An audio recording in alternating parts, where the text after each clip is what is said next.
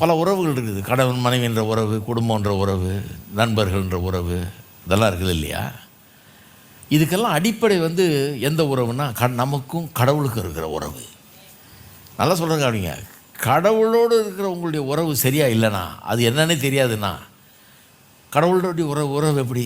நான் என்ன ஆண்டவருக்கு அர்ப்பணித்தேன், அவருக்கு உண்மையாக நான் வாழணும்னு விரும்புகிறேன், அவருக்காகவே வாழ்கிறேன், அவருடைய சித்தத்தை செய்யணும்னே வாழ்கிறேன். அதுதான் கடவுளுக்கு அர்ப்பணித்த மனுஷனுடைய அடையாளம் இல்லையா? நீங்களும் அர்ப்பணிச்சிருக்கிறீங்க. என்ன சொல்லியிருக்கீங்க? ஆண்டவரே, என் வாழ்க்கை உங்களுக்கு ஒப்பு கொடுக்குறேன், நீர் என்ன சொல்கிறீரோ செய்கிறேன், நீ சொல்கிற இடத்துக்கு போகிறேன், நீ சொல்கிறத செய்கிறேன், என் வாழ்க்கை உடைய கையில் இருக்குது, நீர் எனக்கு சொல்லும்.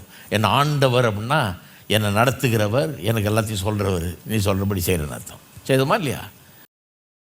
அவரோடு உறவு மெயின்டைன் பண்ணுறோம், அவரை நேசிக்கிறோம், அவரை அன்பு கூறுறோம், அவருக்கு முதலிடம் தர்றோம். அவரோடு இருக்கிற உறவை நம்ம இழக்கவே விரும்பலை, அப்படி வாழ்கிறோம் இல்லையா? அதுதான் எல்லா உறவுக்கும் அடிப்படை.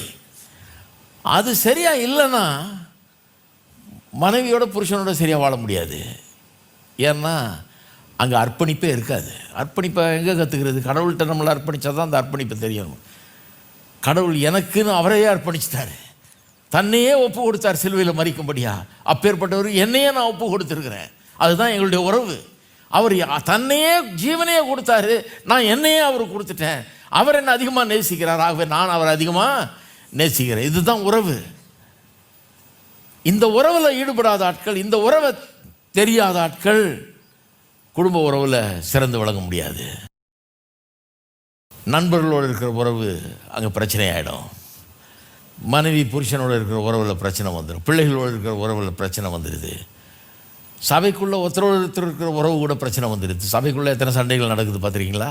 பல இடங்களில் சபை சண்டை. அது அயலகத்தாரோடு ஒரு நல்ல உறவில் இருக்க முடியாது. தேசங்கள், ஒரு தேசத்தோடு இன்னொரு தேசம் உறவில் நல்ல உறவில் இருக்க முடியாது. ஏன்னா என்ன பிரச்சனை? உறவு கெடுறதுக்கு என்ன பிரச்சனைனா, உறவுனே என்னன்னே விளங்கலை, என்னன்னே விளங்கலை.